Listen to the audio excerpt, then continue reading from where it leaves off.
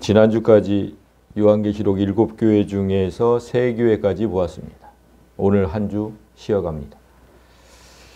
어제 우리가 평안에 이르는 집 계엄 예배를 통해서 말씀을 들었는데 바울이라는 목사가 생업과 목회를 병행해야 했던 이유를 들었습니다. 성도들에게 부담을 주지 않으려고 밤낮으로 일을 하면서도 그들을 생명으로 이끌어야 하는 그런 목사의 삶은 그 자체로 사람을 사랑하는 일입니다. 하나님을 사랑하는 것과 사람을 사랑하는 일이 구별되지 않는다. 어저께 그렇게 말씀을 드렸는데 바울은 사람을 사랑하면서 곧 하나님을 사랑하는 것을 확실히 보여준 목사였습니다. 바울이 보여준 것처럼 사람을 사랑할 때는 이유와 조건이 없어야 합니다. 그런데 대개는 그렇지 않습니다. 사람을 사랑하는 일에 저마다 이유가 있습니다. 독일의 유명한 철학자 칸트라는 이름을 들어보셨을 겁니다. 칸트는 성이고 이름은 임마누엘입니다. 임마누엘 칸트죠. 임마누엘의 뜻이 하나님께서 함께 계신다는 뜻인데 그 이름 때문인지 그가 주창한 이론 중에는 성경의 가르침과 일맥상통하는 것들이 꽤 있습니다. 칸트의 도덕 법칙이 그렇습니다. 간단하게 소개를 하면 우리는 가끔 사랑하는 사람에게 이런 질문을 하죠. 나와 저 사람이 물에 빠지면 누구부터 구할 거야? 아내들이 남편한테 이제 자주 하는 질문입니다. 당연히 나를 구하겠다는 답을 원하고 묻는 거죠. 그런데 칸트는 당연히 당신부터 구하지 이렇게 답하면 그 사람은 도덕적이지 않다고 말을 합니다. 사랑하는 사람과 전혀 모르는 사람이 물에 빠졌을 때 사랑하는 사람을 먼저 구하는 건 도덕적으로 칭찬받을 일이 아니라는 겁니다. 저 사람은 내가 사랑하는 사람이니까, 저 사람은 나의 전부니까 이런 이유가 있어서 구한다면 그건 선행이 아니라는 거죠. 맞습니다.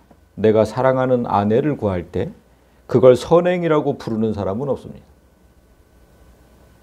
그러나 반대로 나와 일면식도 없는 사람을 구한다면 그건 모든 사람이 선행이라고 칭찬하죠.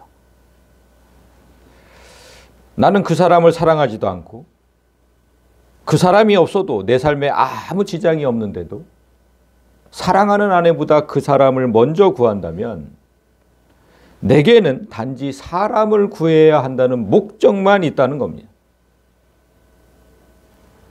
물론 이건 좀 극단적인 얘기긴 하지만 칸트는 이렇게 아무 이유나 목적 없이 사람을 사랑해야 진정한 사랑이라고 주장한 겁니다. 이런 주장은 예수님 가르침과도 일맥상통합니다. 마태복음 5장 46절을 보면 너희가 너희를 사랑하는 자를 사랑하면 무슨 상이 있겠느냐?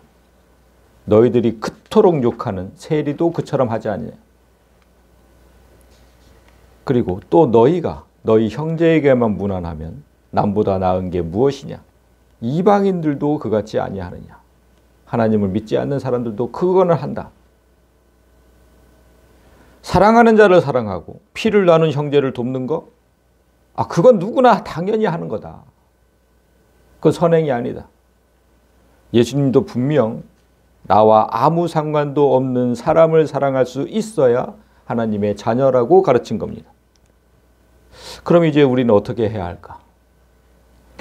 칸트의 주장과 예수님의 가르침대로 사랑하는 남편, 아내보다는 모르는 사람을 먼저 구해야 내가 도덕적인 사람이 되고 선행을 베푸는 사람이 되는 것일까? 이런 의문에 빠지게 됩니다. 그 누구도 그렇게 하기는 쉽지 않죠. 사랑하는 사람이 죽어가는데 남부터 구하는 사람은 없습니다. 아무리 신앙이 좋은 사람도 사랑하는 사람을 먼저 구하게 되죠. 그러면 이런 가르침은 어떻게 우리가 이해해야 할까? 오늘 말씀을 통해서 그 답을 얻고 이제부터는 이유와 조건 없이 사람을 사랑하는 그런 성도들이 되기를 주님의 이름으로 소망합니다. 자, 1절부터 봅니다. 크게 외치라. 목소리를 아끼지 말라. 네 소리를 나팔같이 높여 내 백성에게 그들의 허물을 야곱의 집에 그들의 죄를 알리라. 오늘은 첫 절부터 분위기가 심상치 않습니다. 하나님은 이사야 선지자에게 목을 아끼지 말고 큰 소리로 이스라엘 백성에게 외치라고 하십니다. 그들이 내 앞에 지은 죄가 무엇인지 가서 크게 외쳐라. 대체 무슨 큰 죄를 저질렀길래 하나님께서 이렇게까지 노하셨을까? 그럼 오늘날 목사는 이 역할을 해야 합니다. 주일 강단에서 하늘의 복을 말하고 하나님의 사랑과 은혜를 말하는 목사는 정말 많습니다. 그렇지만 성도가 무슨 죄를 지었는지 크게 외치고 꾸짖는 목사는 찾아보기 힘듭니다. 성도들은 헌금 내고 교회 다니는데 내가 야단까지 맞아야 하느냐, 이런 불만을 쏟아놓습니다. 그런 성도들의 눈치를 보는 목사들은 될 수 있으면 좋은 말만 하려고 하죠. 그런데 여러분이 알아야 할 게 있습니다. 성경에 등장하는 하나님의 종들은 하나님 은혜와 사랑보다는 비판과 저주에 관한 말씀을 훨씬 더 많이 전해야 했습니다. 그래서 예레미야 선지자는 이런 한탄을 내뱉고는 했습니다. 20장 8절을 보면 내가 말할 때마다 외치며 파멸과 멸망을 선포하므로 여호와의 말씀으로 말미암아 내가 종일토록 치욕과 모욕거리가 됨이니이다. 목사가 여기 서가지고 매주일 파멸과 멸망만을 선포한다면 누가 좋아하겠습니까? 근데 그랬다는 겁니다. 말할 때마다 그랬다는 거예요.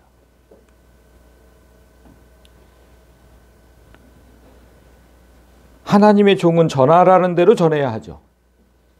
어쩔 수 없는 목사의 숙명이에요. 전하라는 대로 전해야 되는 거. 그래서 파멸과 멸망만을 계속해서 이 자리에서 선포하면 사람들은 저에게 뭐라고 할까? 미친 목사다 저거. 다른 말을 할 수 없나 보다. 뭐 거짓 목사 이렇게 욕하고 비난을 퍼붓겠죠. 지금 그랬다는 겁니다. 종일토록 치욕과 모욕거리가 되었다. 그러니까 네가 뭔데 매일 우리를 비난하냐. 네가 뭔데. 너는 그렇게 잘 사냐? 너부터 잘 살아라. 너는 잘못하는 게 없냐? 얼마나 많이 받겠습니까? 그 말을. 목사가 제일 많이 받는 말이 그거예요. 말씀을 그렇게 선포하고 너는 왜 그렇게 사냐. 종일토록 치욕과 모욕거리가 되죠. 그래서 목사가 다른 목사를 비판하거나 성도들을 비판해서 얻는 유익은 하나도 없습니다. 제가 여기서 다른 목사, 성도들 비판해서 얻는 유익이 있어요? 없어요. 어떤 유익도 없어요. 괴로움만 있죠. 성도들이 싫어하고 아무 유익도 없는데 제가 이 일을 왜 해야 합니까? 제가 아내한테 제일 많이 하는 말이 그거예요. 나는 진짜 목사가 하기 싫다. 왜 해야 됩니까, 이거를? 그런데 이 다음 절에서 그렇게 써 있어요. 내가 다시는 여호와를 선포하지 아니하며 그의 이름으로 말하지 아니하리라 하면 목사 짓을 안 하겠다. 이렇게 마음 먹으면 나의 마음이 불붙는 것 같아서 골수에 사무치니 답답하여 견딜 수가 없나이다. 하나님이 전하라는 대로 전하지 않으면 마음이 불타는 것 같아요. 너무너무 불안해요. 그거 하지 않으면. 말씀이 뼛속같이 사무치죠. 견딜 수가 없어요. 버틸 재간이 없어요. 하나님의 참된 종이라면 이런 순간을 수도 없이 겪고 어쩔 수 없이 또 전하게 돼요. 오늘 이사야는 어떤 전하기 싫은 말씀을 전해야 했는지 다음 절을 봅니다. 그들이 날마다 나를 찾아 나의 길 알기를 즐거워함이 마치 공의를 행하여 그의 하나님의 규례를 저버리지 아니하는 나라 같아서 의로운 판단을 내게 구하며 하나님과 가까이 하기를 즐거워하는도다. 여러분 2절 말씀을 잘 보세요. 이 구절이 이스라엘을 칭찬하는 것처럼 보입니까? 아니면 책망하는 것처럼 보입니까? 지금 끝에가 그렇게 끝나서 더더욱이나 하나님과 가까이 하기를 즐거워하는도다. 누가 봐도 칭찬하는 것으로 보이죠. 그렇다면 1절하고 앞뒤가 전혀 맞지 않죠. 지금 1절에서는 목을 아끼지 말고 백성의 죄를 크게 외치라고 하신 하나님께서 바로 다음 절에서 칭찬을 하시겠냐는 거죠. 계속해서 책망하는 말씀이 나와야 하는데 이 말씀은 왜 칭찬하는 말처럼 보일까? 왜일까요, 여러분? 왜겠어요? 번역이 잘못해서 그런 거지. 번역이 매끄럽지 못해서. 이 구절의 정확한 뜻을 알려면 저 마치라는 단어에 주목해야 합니다. 마치가 나오면 따라오는 구절이 있어야 되죠. 마치 뭐뭐와 같다. 마치 뭐뭐처럼 보인다. 그렇게 해석을 했어요. 근데 그렇게 지금 번역하지 않은 거죠. 그래서 마치 뭐뭐처럼 보인다로 해석해야 정확한 뜻이 돼요. 그래서 정리해서 보여드리면 그들은 마치 의를 행하며 하나님의 규례를 저버리지 않은 민족처럼 보이고 날마다 나를 찾아서 내 뜻 알기를 즐거워하는 것처럼 보이며 또한 정의의 규례를 내게 구하며 하나님께 가까이 오는 것을 즐거워하는 것처럼 보인다. 이게 정확한 뜻입니다. 하나님의 택한 백성들이 의를 행하지 않아요. 하나님의 법은 버린 지가 오래요. 하나님의 규례를 저버렸다. 그 법은 버린 지 오래요. 그냥 멋대로 살죠. 그 다음에 그분의 뜻을 알려고 하지도 않고 정의의 법도 구하지 않아요. 그리고 하나님께 가까이 오는 걸 전혀 즐거워하지 않으면서도 겉으로는 그런 것처럼 보인다는 겁니다. 이거 하나님께서 찌르신 거예요, 지금 여러분. 하나님의 자녀된 자들이 어떤 가증한 모습으로 신앙생활을 하는지 이제 더 세세하게 밝히십니다. 우리가 금식하되 어찌하여 주께서 보지 아니하시며 우리가 마음을 괴롭게 하되 어찌하여 주께서 알아주지 아니하시나이까. 우리가 밥을 굶어가면서 기도를 했는데 왜 하나님은 들어주시지 않습니까? 우리가 얼마나 괴로운데 지금 하나님은 왜 알아주시지 않습니까? 성도들이 늘 하는 불평이죠. 여러분도 금식을 해보셨을 텐데 어떨 때 하십니까, 금식? 대개는 하나님께 무언가 간절히 바랄 때 하죠. 그런데 그 금식이 언젠가부터 떼쓰는 법이 된 거예요. 내 기도 왜 안 들어주십니까? 들어주실 때까지 밥을 먹지 않겠습니까? 어린아이들이나 쓰는 수법을 우리가 쓰고 있는 거죠. 성경이 말하는 금식의 이유를 보면 참 놀랐습니다, 여러분. 첫 번째 금식하는 이유가 뭔지 아세요? 하나님의 강력한 임재가 하나님이 강력하게 나한테 임하셨을 때 그냥 자연적으로 금식하게 돼요. 자연적으로. 출애굽기 34장 보면 모세가 여호와와 함께 40일 40야를 거기 있으면서 떡도 먹지 아니하였고 물도 마시지 아니하였다. 하나님의 강한 임재가 있을 때는 음식을 먹을 수가 없어요. 그냥 내가 안 먹는 게 아니에요. 먹을 수가 없어요. 물도 마시지 못한다니까. 아무것도 할 수 없어요. 하나님의 임재가 있을 때는. 저는 40일까지는 못 해봤지만 저도 경험이 있어요. 아무것도 못 먹어요. 예수님도 같은 이유로 같은 기간 금식하셨죠. 마태복음 4장을 보면 그때 예수께서 성령에게 이끌려 마귀에게 시험을 받으러 광야로 가사 40일 밤낮으로 금식하신 후에 줄이신지라. 여기서 모세가 십계명을 받을 때, 여기서 예수님이 시험을 받았을 때 어떤 이유에서든지 하나님의 강한 임재가 있을 때는 먹으려고 해야 먹을 수가 없습니다. 그건 자연적으로 금식하게 돼요. 두 번째 금식하는 이유가 있는데 그때는 자연적인 금식이 아니라 사람이 자발적으로 금식하는 경우입니다. 그런데 여러분 그때도 크게 세 가지 경우가 있어요. 자발적 금식하는 이유, 첫 번째는 죄를 회개할 때, 두 번째는 큰 근심으로 괴로움을 당할 때, 세 번째는 급박한 위험이 닥쳤을 때. 이때는 성도들이 자발적으로 금식을 해요. 성경에서 먼저 죄를 회개할 때 어떻게 했는지 다니엘서 9장을 보면 내가 금식하며 베옷을 입고 죄를 덮어쓰고 주 하나님께 기도하며 간구하기로 결심하고 자복하여 이르기를. 죄를 회개할 때 대개 성도들이 이렇게 금식을 하죠. 그 다음에 두 번째, 큰 근심으로 괴로움을 당할 때. 이 예는 사무엘하 12절에서 보겠습니다. 다윗이 그 아이를 위하여 하나님께 간구하되 다윗이 금식하고 안에 들어가서 밤새도록 땅에 엎드렸으니. 내 아들이 죽어가고 있어요. 누가 금식하고 기도하지 않겠습니까? 그때 하는 거예요. 그리고 세 번째, 급박한 위험이 닥쳤을 때. 이 예는 역대하 20장에서 보겠습니다. 여호사밧이 두려워하여 여호와께로 낯을 향하여 간구하고 온 유다 백성에게 금식하라 공포하며. 적들이 코앞에까지 쳐들어왔을 때 여호사밧 왕이 금식하면서 기도하는. 이렇게 금식은 간절한 기도의 대명사예요. 그런데 말씀드린 대로 이 금식은 우리가 스스로 하는 자발적 금식이죠. 자발적으로 한 거예요. 하나님은 한 번도 우리에게 금식하면서 기도하라는 말씀을 하신 적이 없어요. 성경 전체를 봐도. 그렇게 말씀하신 적이 없어요. 그냥 우리가 하는 거예요. 이 세 가지 경우 모두가 사람이 자발적으로 금식한 것이지 하나님이 명령하신 게 아니에요. 그런데 언제부턴가 그렇게 자발적으로 하면서도 때를 쓰는 그런 어린아이의 신앙이 돼버렸다는 거예요. 금식하며 기도했는데 왜 안 들어주십니까? 누가 하라고 했냐고. 하나님은 하라고 하신 적 없어요.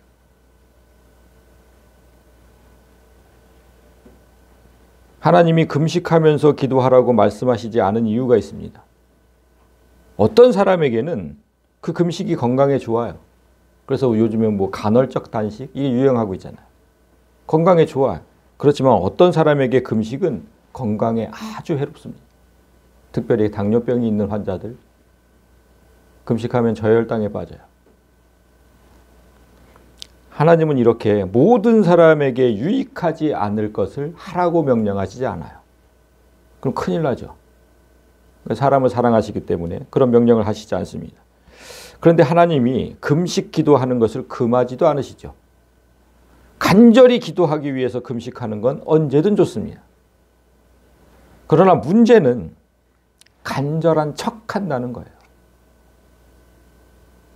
간절하지 않으면서 간절한 척을 한다. 그게 이제 다음 절부터입니다. 보라, 너희가 금식하는 날에 오락을 하면서 온갖 일을 시켰다. 간절한 마음으로 금식 기도한다고 해놓고 온갖 향락을 다 즐기는 거예요. 술 마실 거 마시고 노래방 가고 게임하고 자기가 하고 온갖 향락 다. 그리고 또 내 직원들에게는 가혹할 정도로 일을 시켰답니다. 온갖 일을 시켰다. 나는 밥을 못 먹어서 힘이 없으니까 일은 니들이 좀 해라. 그렇게 했다는 거예요. 그리고 다음 절을 볼 텐데 지금부터는 금식이라는 단어를 간절한 기도로 좀 바꿔서 보겠습니다. 금식하는 이유가 그거기 때문에 자, 보라 너희가 간절하게 기도하면서 논쟁하며 다투며 악한 주먹으로 치는도다. 너희가 오늘 간절히 기도하는 것은 너희의 목소리를 상달하게 하려는 것이 아니다. 굶어서 일은 못해요. 일은 니네가 해. 난 굶었으니까. 굶어서 일은 못하는데 싸울 힘은 있다는 거예요. 간절히 기도한다고 해놓고 이웃과 싸울 건 싸우고 소송할 건 소송하고 그렇게 악한 힘으로 약한 자들을 짓눌렀답니다. 하나님이 그런 자들에게 말씀하신 거예요. 너희는 간절히 기도하는 척할 뿐 그 기도가 하나님께 상달되기를 바라는 자들은 아니다. 이것이 어찌 내가 기뻐하는 간절한 기도가 되겠으며 이것이 어찌 사람이 자기의 마음을 괴롭게 하는 날이 되겠느냐. 금식과 내 영혼이 괴로운 날은 7일과 바늘처럼 따라가는 거예요. 우리가 간절히 기도하는 이유를 다시 한번 보세요. 죄를 회개할 때, 큰 근심으로 괴로움을 당할 때, 급박한 위험이 닥쳤을 때, 이럴 때 우리의 마음은 정말 괴롭잖아요. 우리의 영혼이 진짜 괴롭잖아요. 너무 괴로우니까 평소 즐기던 모든 걸 끊고 그리고 하나님을 찾는 것인데 세상 향락 다 즐기고 조금의 손해도 보지 않기 위해서 남과 싸울 일이 있으면 기꺼이 싸워요. 저게 나한테 지금 이게 지금 할 짓이야? 이러면서 가서 싸운다니까. 그러면서 내 영혼이 괴로워서 하나님 앞에 간절히 기도한다면 누가 믿을까요? 하나님 믿으실까요, 그걸? 그 사람은 아직 하나도 괴롭지 않은 거예요. 내 자식이 죽어가고 전쟁이 코앞에 닥쳤는데 향락을 어떻게 즐기고 남과 싸울 힘이 어디 있습니까? 진짜 괴로우면 아무것도 못한다니까요. 근데 아직 괴롭지 않은 거예요. 덜 괴로운 거예요. 하나님은 계속해서 묻습니다. 그의 머리를 갈대같이 숙이고 굵은 배와 재를 펴는 것을 어찌 금식이라 하겠으며 여호와께 연락될 날이라 하겠느냐. 바람에 갈대가 이렇게 휘죠. 그거와 똑같이 머리를 푹 숙여요. 우리도 금식하면서. 그리고 거친 베옷을 입고 재 위에 앉죠. 뭡니까? 이거 퍼포먼스 하는 겁니다. 하나님, 내가 지금 이렇게 간절히 기도합니다. 퍼포먼스. 그 사람이 사는 삶을 보면 전혀 간절하지 않은데 그런 어설픈 퍼포먼스를 한다는 겁니다. 성도들이 가장 많이 하는 금식 방법 두 가지가 있죠. 하나는 3일을 온전히 금식하는 것, 또 하나는 하루에 일식을 금식하는 것. 하루 일식 금식할 때는 보통 기간을 정하지 않아요. 하나님께서 내 기도를 들어주실 때까지 하죠. 그래서 금식 기간이 3개월이 될 수도 있고 6개월이 될 수도 있고 길게는 1년이 넘어가기도 합니다. 3끼 중에 한 끼를 굶으라고 하면 대개는 언제 굶습니까? 밥맛이 없는 아침을 굶죠. 굶는 김에 새벽에 교회 나가서 기도도 하고 하루를 시작합니다. 그렇게 퍼포먼스를 시작하는 겁니다.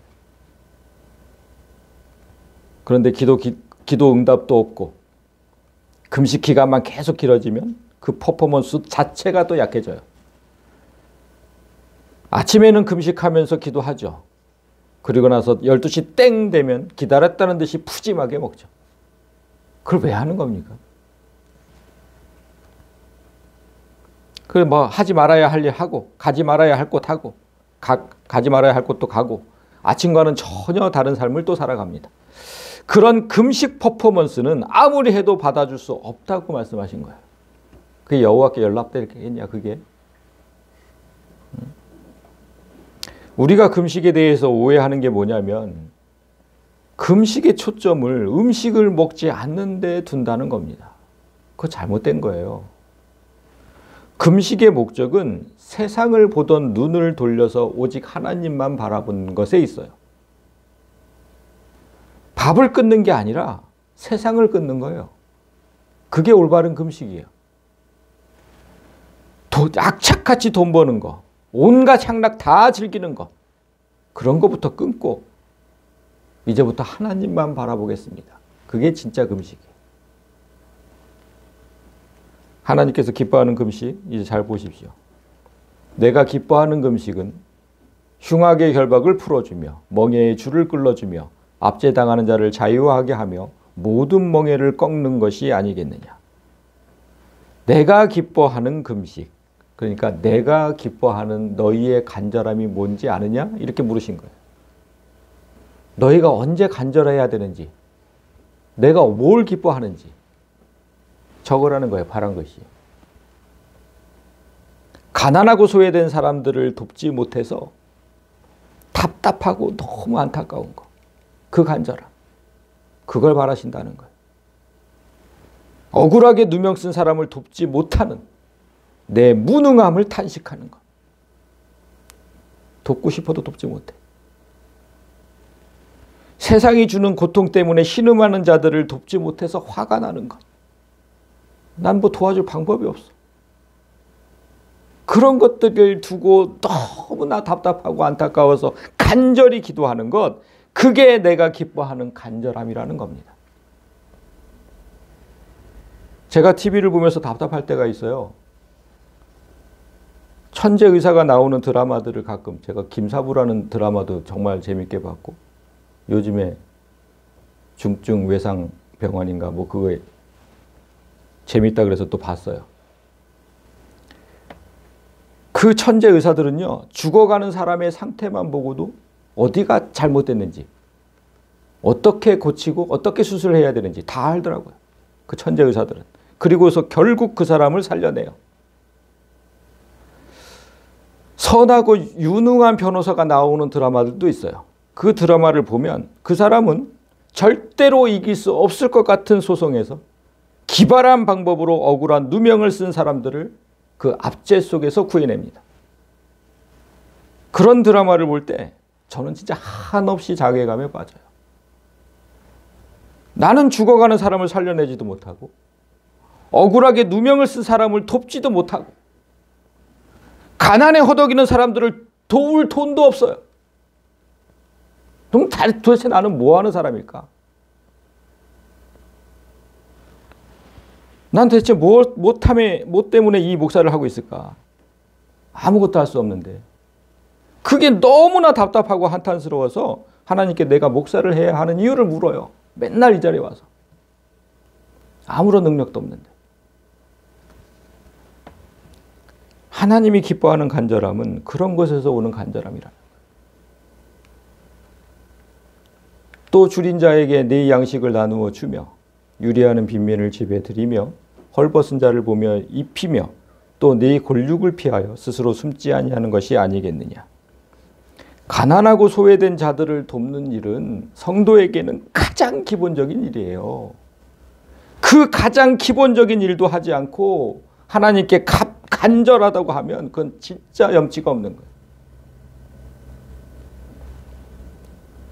그 다음에 유리하는 빈민. 여러분 노숙자나 거지 이런 사람들을 여러분 집에 들여서 씻기고 밥 먹이고 옷을 입힐 수 있습니까? 재울 수 있어요? 그럴 수 있는 성도가 몇이나 될까요? 그거 안 한다는 거예요. 그거 안 한다는 거. 이제 더 심한 경우가 마지막 거죠. 거지는 고사하고 가족도 돕기 싫어서 가난하게 사는 가족이 찾아오면 숨는 성도들이 있다는 겁니다. 형제 자매 중에서 못 사는 가족이 있다면 당연히 부유한 자가 돕는 게 인지상정이잖아요. 그건 당연히 해야 되는 거잖아. 그런데 어렵게 사는 가족이 찾아오면 눈살부터 찌푸려요. 아, 쟤 또 왔네. 또 돈 얘기하겠지? 나 없다고 해. 그런 형제들이 있어요. 그런 가족이 있다고. 내가 진실로 너희에게 이르노니 너희가 여기 내 형제 중에 지극히 작은 자 하나에게 한 것이 곧 내게 한 것이니라. 이렇게 예수님이 말씀하셨잖아요. 여기 줄인 자, 유리하는 빈민, 네 가난한 골육 이런 사람들이 지극히 작은 자고 곧 예수라고 하신 거예요. 그런데 예수를 홀대하고 쫓아내고 숨어버리고서는 하나님 앞에 내 기도를 들어달라고 금식 기도하는 그런 파렴치한 사람들이 어딨냐는 거예요. 예수님을 쫓아내놓고 예수님께 기도를 해? 성도 여러분, 괜히 밥 굶지 말고 밥 든든히 드시고 먼저 선을 베푸세요. 그러면 하나님께서 어떻게 하시는지 마지막 2절에 나옵니다.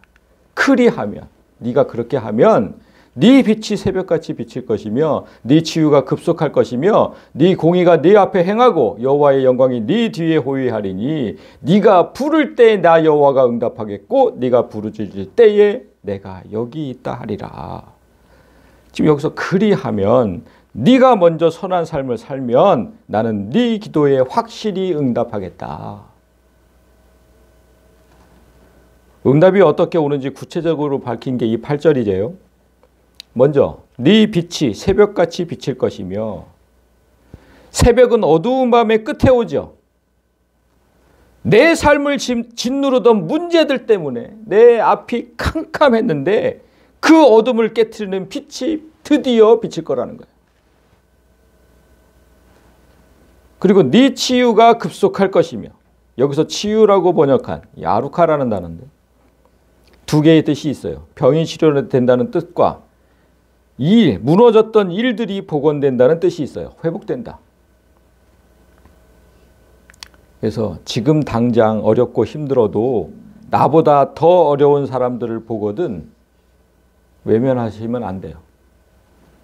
그 사람을 위해서 간절히 기도하면 내 병든 몸도 낫고 모두 무너져서 끝났다고 생각한 일들이 급속하게 회복될 거라고 지금 약속하신 거예요. 아주 빠르게 회복될 것이다. 너무나 이상한 법칙이죠. 내가 나를 위해 기도할 때보다 남을 위해 기도할 때 내 삶의 문제는 확실하게 해결됩니다. 이게 그리스도인의 삶이에요. 그걸 체험해야 되는 거예요, 우리는. 마지막 절은 아주 멋진 말입니다. 여호와의 영광이 네 뒤에 호위하리니. 내가 행한 그 선행으로 인해서, 그 의로움으로 인해서 하나님께서 나를 앞세우신대요. 그리고 하나님이 뒤를 따라오신대. 하나님이 나를 앞세우신대, 하나님 앞에. 그러면 어떤 일이 벌어질까요? 내 앞에 어려운 일이 있을까요? 하나님이 내 뒤에 계시는데 무슨 어려움이 있어요? 혹시 어떤 문제가 생겨도 바로 뒤에 계신 하나님을 부르면 돼요. 네가 부를 때에 나 여호와가 응답하겠고 나 여기 있다, 뒤에 있어, 걱정하지 마. 네가 부르짖을 때 내가 여기 있다 하리라. 앞장서 가다가 불안할 때마다 하나님을 부르면 그때마다 즉각 답하시겠다고 약속하신 거예요. 얼마나 멋진 인생입니까 이게? 맨날 하나님께 기도해도 들어주지 않는다고. 즉각 하시겠다잖아. 내가 먼저 선을 행하면. 이제 서두에서 제기됐던 질문에 우리가 답을 할 수 있어야 돼요. 어떤 이유가 있어서 사람을 돕는 거? 그거 선행 아닙니다. 사랑하는 사람을 돕는 것보다 생판 모르는 사람을 돕는 게 더 도덕적이다. 그런데 이 말도 100% 맞는 말은 아닙니다. 오늘 하나님은 사랑하는 사람이든 처음 보는 사람이든 사람을 가리지 말고 사랑하라고 하신 거예요. 그 사람이라서 그 사람은 내게 소중하니까, 저 사람은 언젠가는 내게 도움이 될 사람이니까 그런 이유로 사랑하지 말고 나에게 어떤 도움도 되지 않는 사람이라도 사람 자체를 사랑하고 사람 자체를 조건 없이 도우라고 말씀하신 거예요. 여러분, 사람의 사랑이 영원합니까? 영원하지 않아요. 요즘 뭐 사랑하던 연인 사이에 데이트 폭력이 얼마나 자주 일어나고 급기야 살해하는 일까지 벌어지잖아요. 부부들도 뭐 서로 싸우고 죽이고까지 하는데, 그리고 또 함께 신앙생활하던 성도도 원수가 되는 일이 진짜 자주 일어나요. 잘 지내. 갑자기 원수가 돼, 성도들끼리. 사람들의 그 사랑은 영원하지 않아요. 이런 일이 벌어지는 건 그 사람을 사랑했기 때문에 그래요. 그 사람. 여러분, 그 사람이 아니라 사람 자체를 사랑해야 돼요. 더 맨이 아니라 어맨. 사람 자체를 사랑하면 사람을 폭행하고 죽이고 원수가 되는 일은 일어나지 않아요. 사람을 사랑한다니까. 그럼 그런 일은 벌어지지 않아요. 그런데 그 사람을 사랑하면 그 사랑에는 언제나 조건과 이유가 붙는다니까. 그래서 사랑하는 거야. 이런 이유로, 저런 조건으로. 내 남편이니까, 내 아내니까, 내 자녀니까, 나한테 도움을 주는 사람들이니까. 그래서 사랑하는 거예요. 그런데 그 조건이 깨지면 그때는 사랑도 깨진다니까. 이제 저 사람은 나한테 도움 줄 사람이 아니야. 사랑하지 않아요. 저 사람은 이제 내 남편 아니야, 내 아내 아니야. 그러면 이제 사랑하지 않는다니까. 사람 자체를 사랑하면 어떤 조건과 이유가 없어요. 그럼 끝까지 사랑하게 되죠. 조건과 이유가 없으니까. 그 사랑이 깨질 이유는 더더욱 없어요. 그게 바로 하나님의 사랑이죠. 하나님이 우리를 사랑하는데 무슨 이유가 있습니까? 그냥 사람 자체를 사랑하셨죠. 그래서 끝까지 사랑하신다고 얘기하셨고. 말씀을 맺겠습니다. 어제 우리는 평안에 이르는 지 개업 예배를 드렸는데 그 말씀에서 그랬죠. 이 공간에서 우리끼리 예배하고 우리끼리 교제하는 삶에서 이제 좀 벗어나자. 그 말씀을 전했습니다. 세상에 나가서 어두운 곳을 밝히는 빛의 역할을 하고 썩은 내 진동하는 것을 일부러 찾아가서 부패를 방지하는 소금의 역할을 하자. 그렇게 하나님의 말씀을 전했어요. 출정식 같은 걸 한 거죠. 예수님과 바울이 집을 짓는 직업을 가지고 있었던 것처럼 우리도 평안에 이르는 집을 짓고 가난하고 소외된 사람들을 그 집으로 인도해야 합니다. 그 사역을 이루려는 간절함이 여러분에게 있기를 원해요. 그 간절함이 있을 때 내 삶의 모든 문제가 해결된다는 그 말씀을 좀 믿고 말씀대로 살아가는 여러분이 되길 원합니다. 그 사람이라서 사랑하고 그 사람이라서 돕지 말고 사람 자체를 사랑하고 사람 자체를 돕는 아름다운 성도들이 되시기를 주님의 이름으로 간절히 소망합니다.